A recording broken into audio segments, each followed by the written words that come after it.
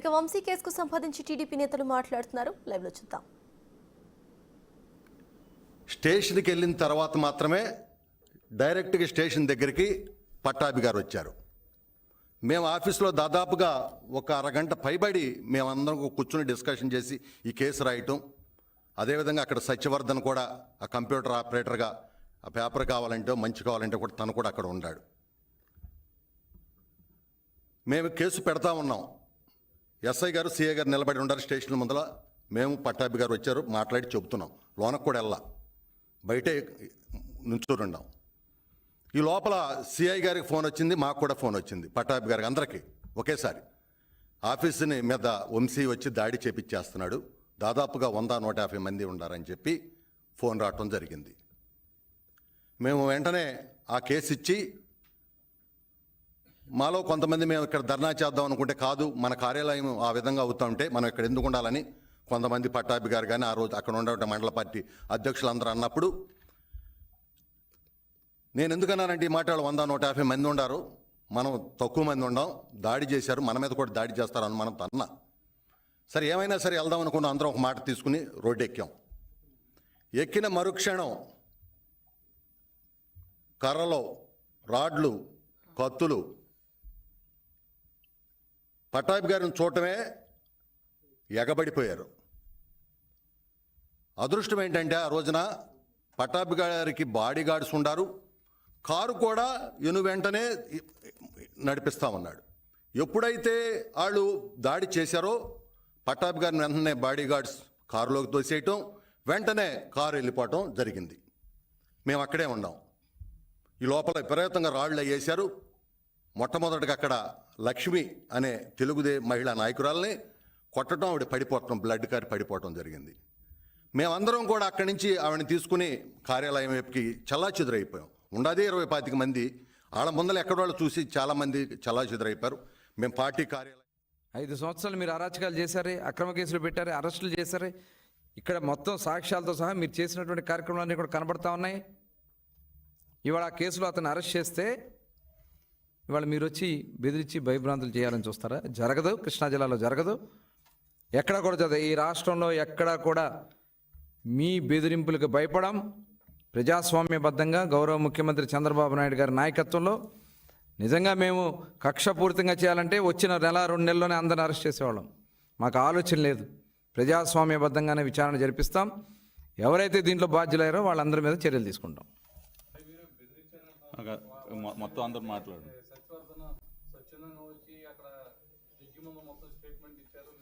ఇవాడు వాళ్ళే కంప్లైంట్ ఇచ్చారు కదా, వాళ్ళ తల్లిదండ్రులే కంప్లైంట్ ఇచ్చారు మా అబ్బాయిని కిడ్నాప్ చేశారని.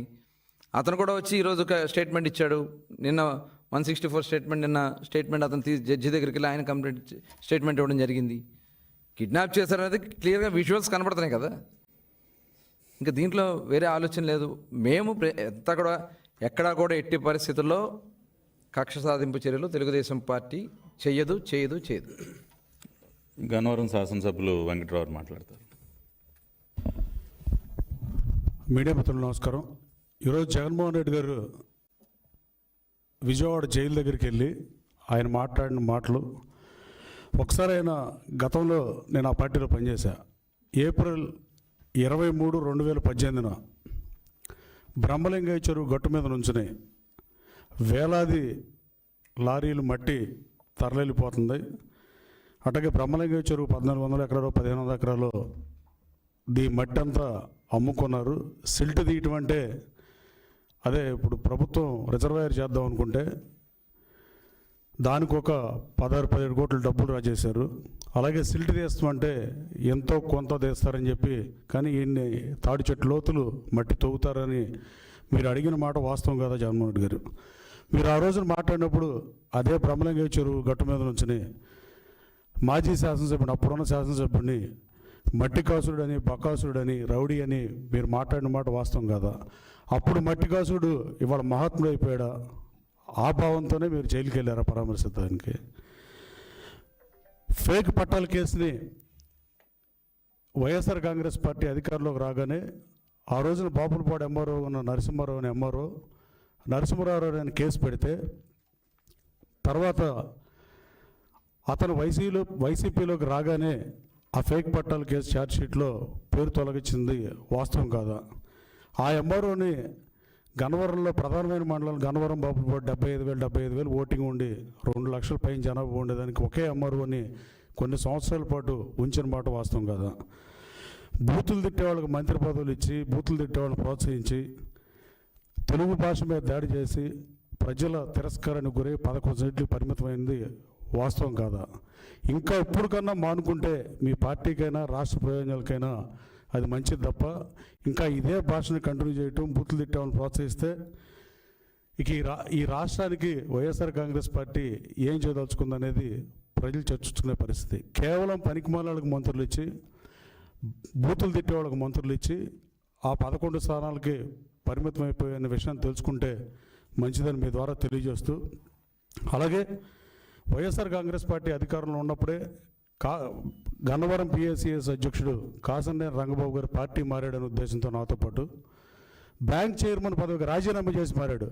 రాజకీయ విలువలకి తిరోధకాలు లేకుండా మీరు అతను రాజీనామా చేయకుండా తీసుకున్న కాసన్నేని రంగబాబు బ్యాంక్ ప్రెసిడెంట్ పదవికి రాజీనామా, ఆ రోజు చేరిన వాళ్ళందరూ రాజీనామా చేసి చేరారు. చేరిన రంగబాబు గారి మీద ఆయన కాళ్ళు ఎరగొట్టి ఆయన మీద కాళ్ళు ఎరగొట్టినప్పుడు గోడవల్లి నరసయ్య గారి ఇంటి మీద దాడి చేసినప్పుడు కానీ, అలాగే మాధవ్ సీన్ గారి షాపు అక్రమంగా ఆ రోజు ఎంఆర్ఓలు ఆ రోజున శాసనసభ్యుడు పడేసినప్పుడు కానీ మీరు ఒక్కసారన్నా ముఖ్యమంత్రిగా అసలు ఏం జరిగిందో కనీసం ఫీడ్ అన్నా తీసుకున్నారా ఇంటెలిజెన్స్ నుంచి కూడా? ఇన్ని చేసినప్పుడు మాడకుండా మళ్ళీ పైపెచ్చు మీరు ఇందాక మాట్లాడినట్లు కొడాలి నాని కానీ గన్నవరం మాజీ శాసనసభ్యుడు కానీ ఇంకొక ఆయన కానీ వీళ్ళందరూ చంద్రబాబు గారి దగ్గర బీఫారం తీసుకుని పోటీ చేశారనే విషయం మీరు మర్చిపోయినట్టున్నారు. ఒకళ్ళు 3 సార్లు, ఒకళ్ళు 2 సార్లు, ఒకళ్ళు 1 సారి అనుకుంటా.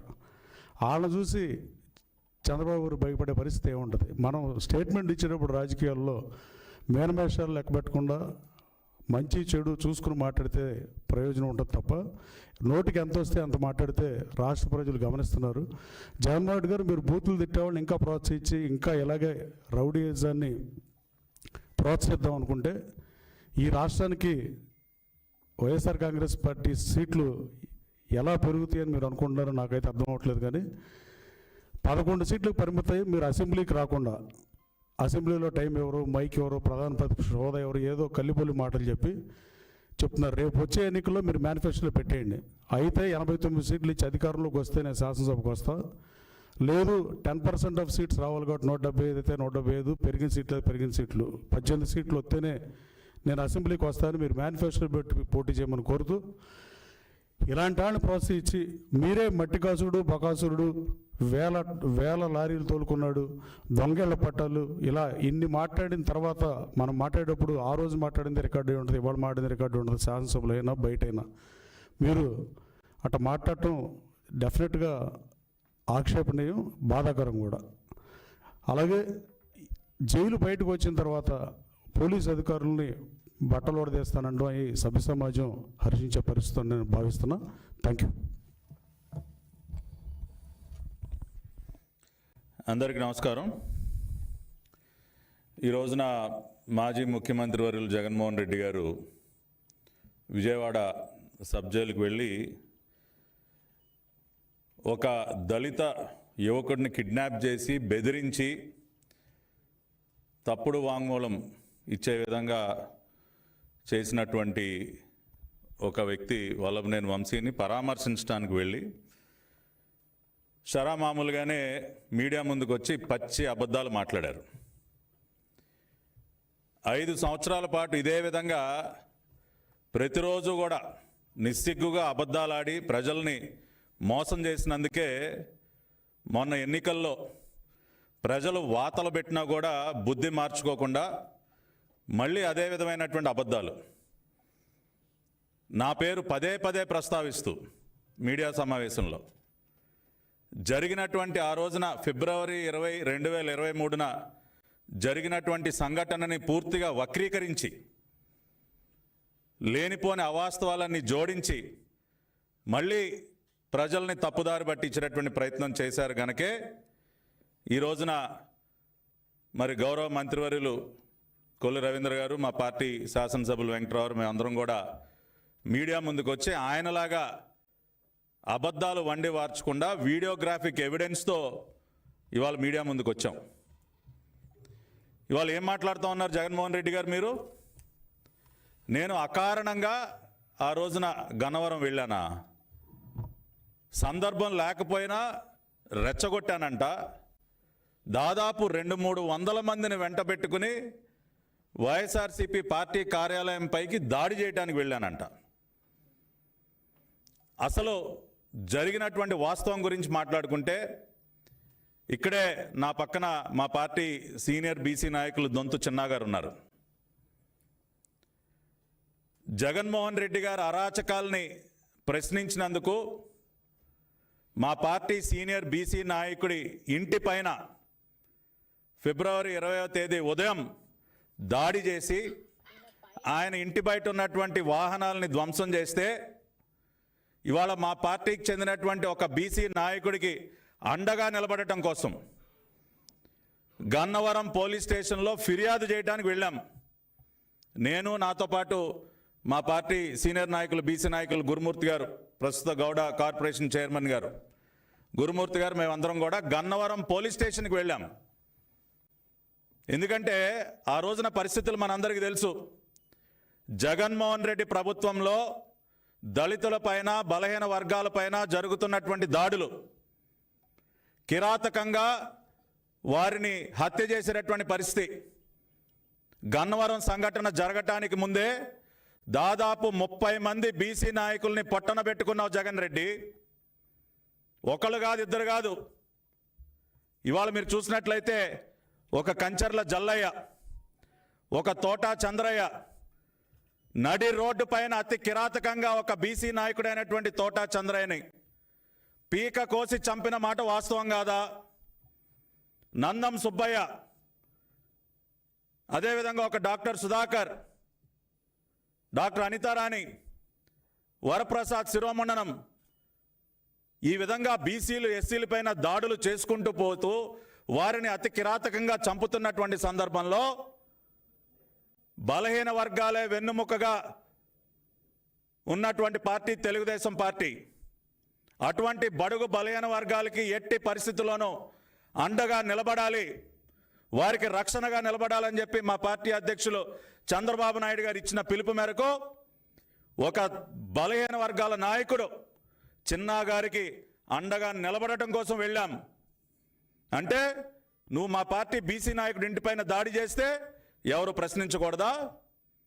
బీసీలకు రక్షణగా నిలబడటానికి ఎవరు ముందుకు రాకూడదా? నీ ప్రభుత్వ హయాంలో బీసీల కోసం, దళితుల కోసం ఎవరు పోరాడినా వాళ్ళు నేరస్తులేనా? అదే కదా తమరు తెలియజెప్పింది.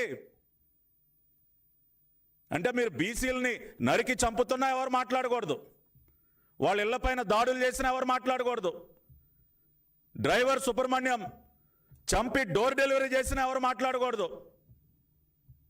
ఇన్ని చేసి ఇంకా నిస్సిగ్గుగా వాళ్ళని వేధింపులు గురి చేసినటువంటి వ్యక్తులను వెనకేసు రావడానికి వాళ్ళ తమరు జైలుకి వెళ్ళారా సార్? బలహీన వర్గాలు, దళితులపైన దాడులు చేసి కిడ్నాపులు చేస్తున్నటువంటి వ్యక్తులకి అండగా నిలబడటానికి మీరు ఇవాళ జైలుకి వెళ్ళారా?